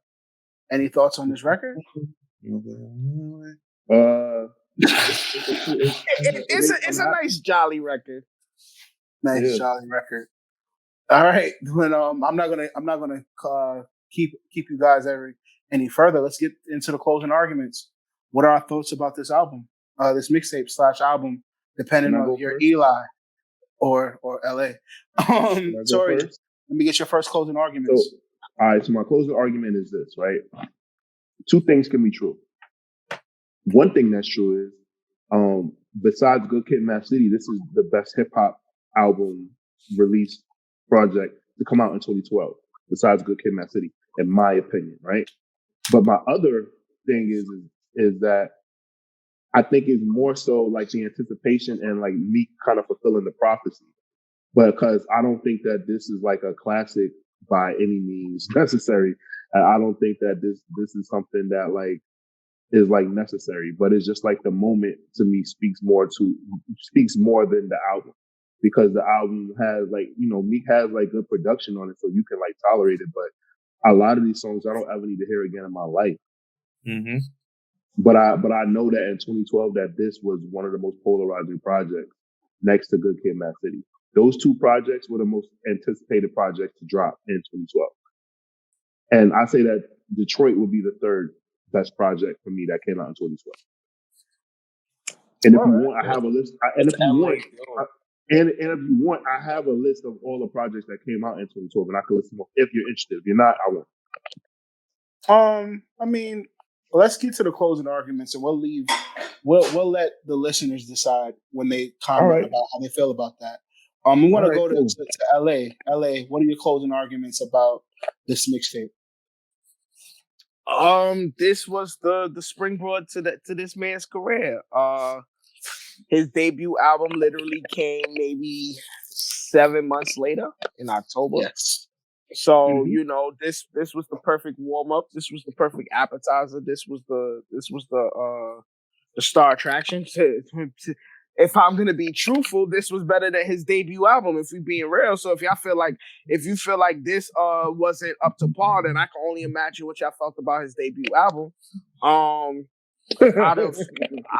of 20 records, I'm a fan of at least 16. 16. I'm a fan of at least 16 records, and I'm speaking from when I first heard it in Kingsborough Community College. So I can't. Wait, you came all the way to Kingsborough? Nah, I did. I took like some summer courses. I bet.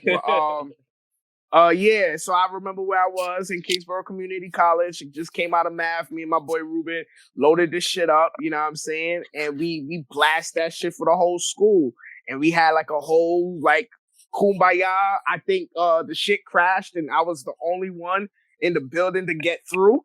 And everybody was listening to it through my laptop, and it was a moment. And Meek had multiple moments.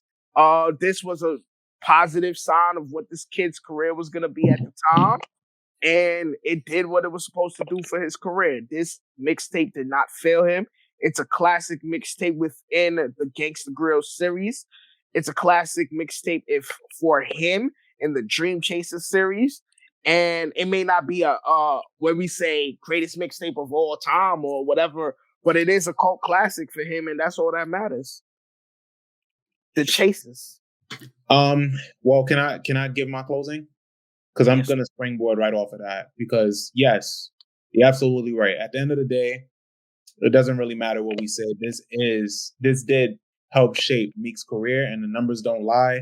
You look at the Dat Piff board, he has very astonishing numbers behind this 13 million plus. 13 million is insane. And that just goes to show you where we were, right? And I want you to focus on that, where we were, because that's important. When you think about where like a true lawyer. And yeah, I'm about to get my bag. So when you look at where we were in rap, Taurian has the list of all the albums that came out in 2012, but amongst them was Good Kid, Mad City, right?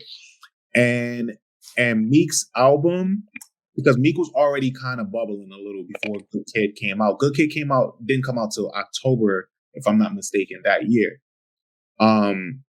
But Kendrick's tenure was a lot different from Meek's, and they would never intersect because Meek took a much different route. And when you listen to this, and when you listen to Good Kid still holds up for a reason. When you listen, October 12th, October 22nd. Reg. Thank you. So when you listen to this though, it's a timestamp, but it's not one of those timestamps that I'm like, that I like go back and I'm nostalgic over. This doesn't give me nostalgia.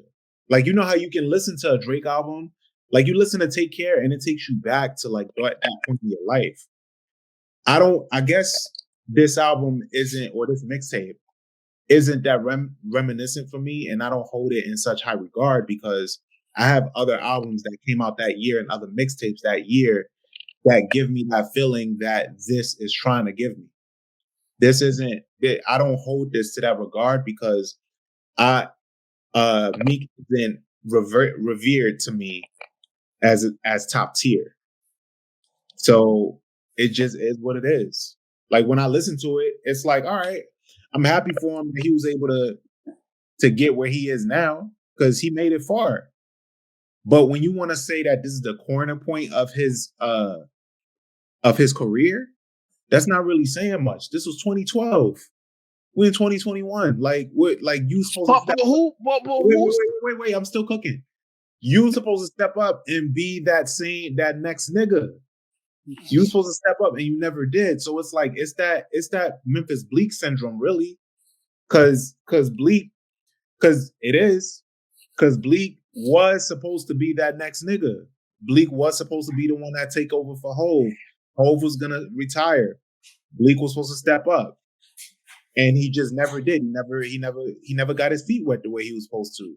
Championships is probably the closest Meek will get to reaching that status, and that's it. But so what are you saying, LA? In summation, in your summation, yeah. In summation, I will give this mixtape a 2.5. Oh shit! Right. I didn't give my rating. I give this mixtape a 2.5 as well. I'm gonna let LA be last because he has a counter argument. Eli, what is your closing statements on this mixtape?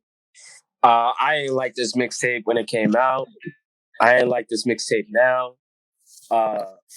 The only song that's still involved in my life to this very day from this project is Burn. Same. And that's solely because of Big Sean and then Meek. Their chemistry on that record was fucking incredible. But anything outside of that song from this entire project was, why did this even exist? I don't know why. They was just like, yo, this is a good choice to get it out the hard drive. Like, this is going to take this young man places. And now that we have a chance to reflect on this mixtape and we all kind of agree with me that this is a horrible mixtape, it kind of sheds, it was being the fact that this mixtape is horrible, it foreshadowed the rest of his career. So how I rate this album is a 1. Wow. All right. I'm gonna leave my arguments to the very last. LA, what are your closing statements about this mixtape project? Take us to church, brother. Come on now. Amen. My closing statements are Eli P needs to never speak on fucking music again. Eli P is equivalent to fucking Kendrick Perkins talking, bro. He is as valuable as Chris Broussard's resources in 2009. It was not. What the fuck are you talking about, son? Wow. I'm not wrong, though. You are wrong, bro. Not wrong. You are wrong. Now, in my closing statements, this project perpetuated him into stardom. Regardless, he was a hot commodity. Atlantic was all in. Everybody was fully invested in him, whether it aged well or not. At that moment in 2012, that's what we're talking about. We are not judging. Are we judging him based off of 2021 right now? Or are we judging him in 2012? Well, I think you can be introspective and retrospective in the same breath. In the introspect, if you still add up all his projects, it's probably within the top 5. This one? Yes.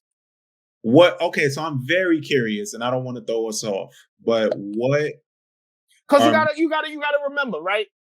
2 of these records went from the mixtape to the album, so it helped debut. It lived further on, right? So, like I said, I'm not a fan of Meek's debut. I'm not a fan of Meek's debut at all. But if you put Burn was there, and Amen was there. You know that he continued Layup. House Party was on the album too, right? I think it was, but when I checked, it wasn't there. But for some reason, I thought it was too. But who knows? Back then they still had like Best Buy extra songs, so it probably, or Target extra songs, so it probably was one of those, because I thought so too. But even then, those records, it transferred on. So it did what it was supposed to do. It got the job done. Now maybe going back, did it age well? Are we gonna go back to listen to it? Depending on your fandom of Meek, yes, no, that's fine.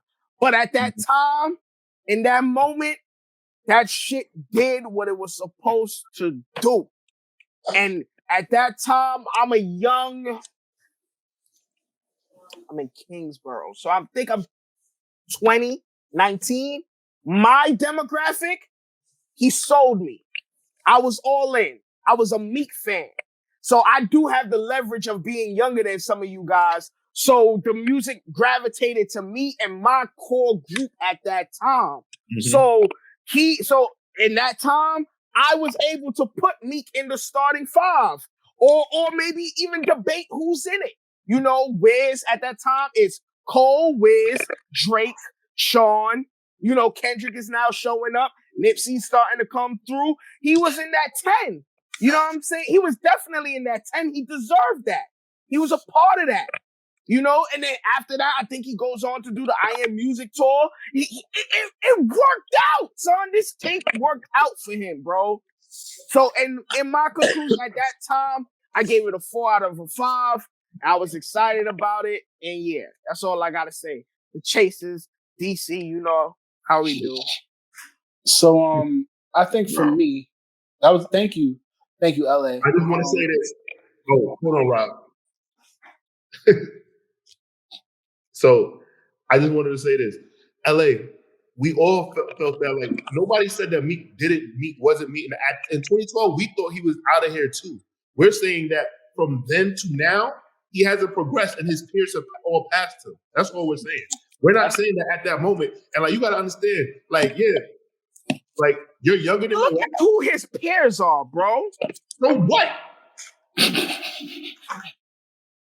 Look at who his peers are. You're saying look at who his peers are. Like, what I'm saying is like, think about this. Like, he came out the gate. Like, what I'm saying, he was the number 1 draft pick. Like, he was rookie of the year. Like, everybody was banking on him. Everybody wanted him to be the one.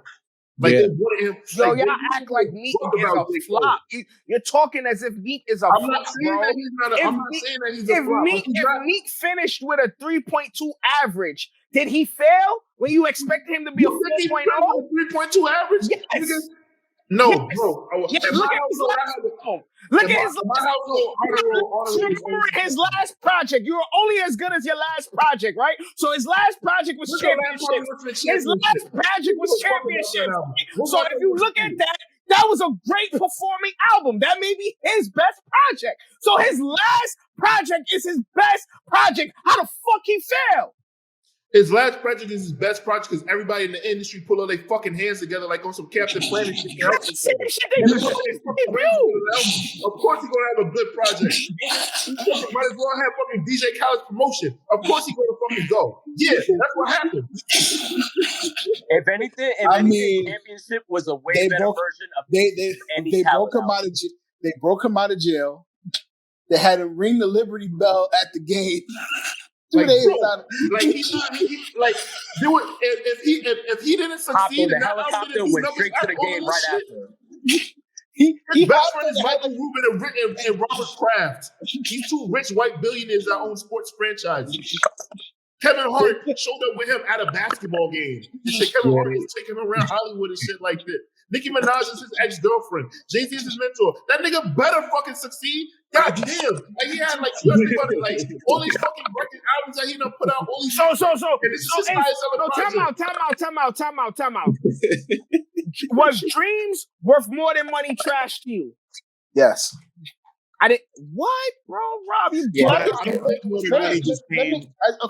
think this album was trash.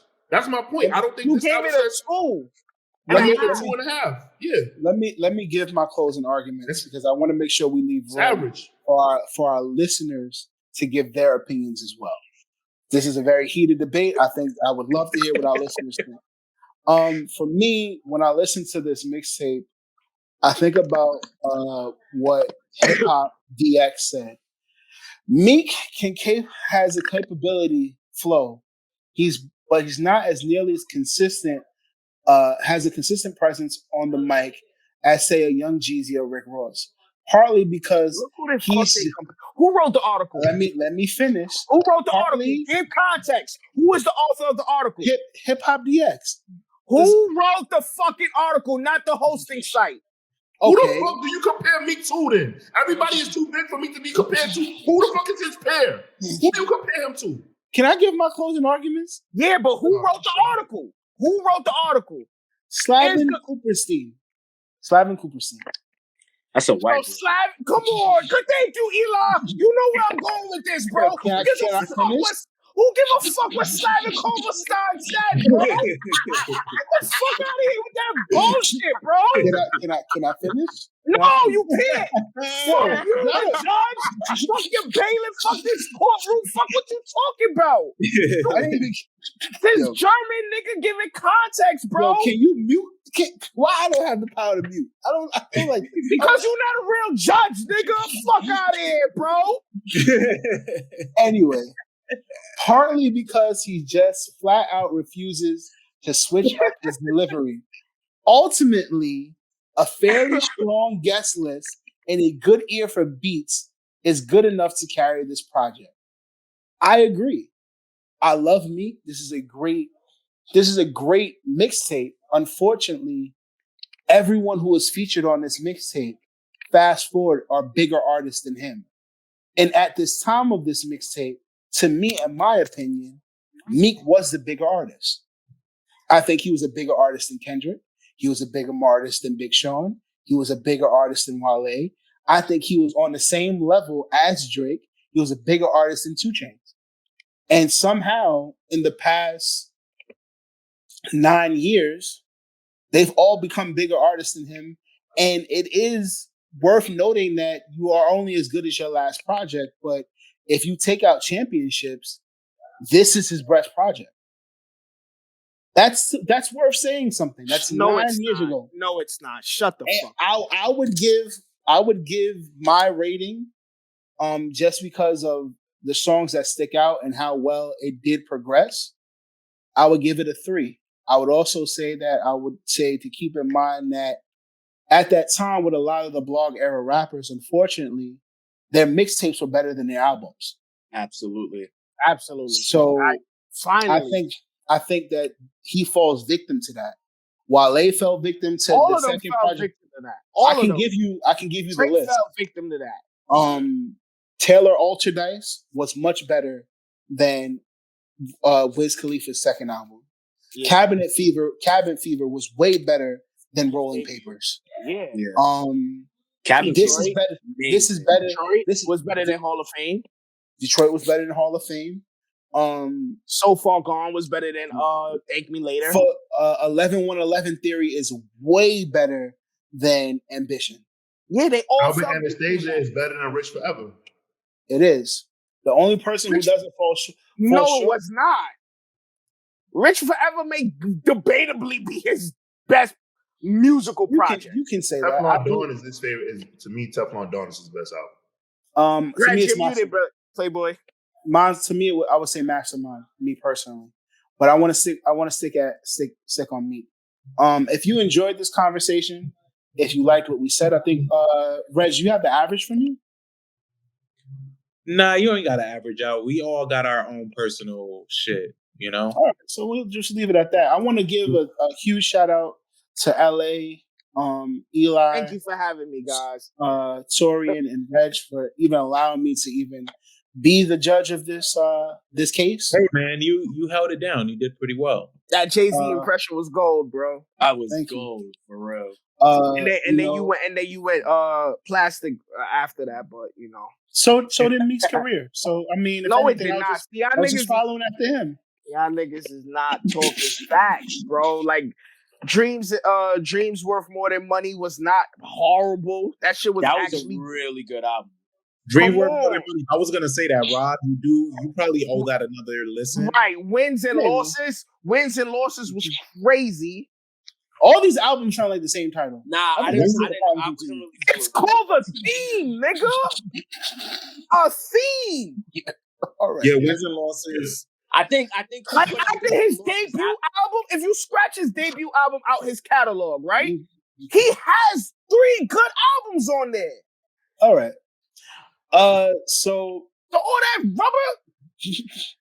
If you like this argument and you like what this conversation and you love to chime in, we'd love to hear your feedback. Make sure you rate, comment, and subscribe. Write us on Twitter, our new Twitter. Write us on Instagram as well in the comments. We will have some questions that day about the album as well. same old Twitter. Taurian, online. The Twitter is FKB_online. And the Instagram is first class with a K, breakfast. That's it. So just do that, or you can talk to us personally, all of our at names and stuff like that. But Reg, you want to close it out? Oh no, I'm sorry, my bad. I forgot. It's the Robbie Digital show today. Yes, sir. That's a fact. I am Robbie Digital, and this has been your latest episode of Rap in Order. Cool. Peace. Peace. One love. All right. Reg, thank you. Give me your fucking mouth!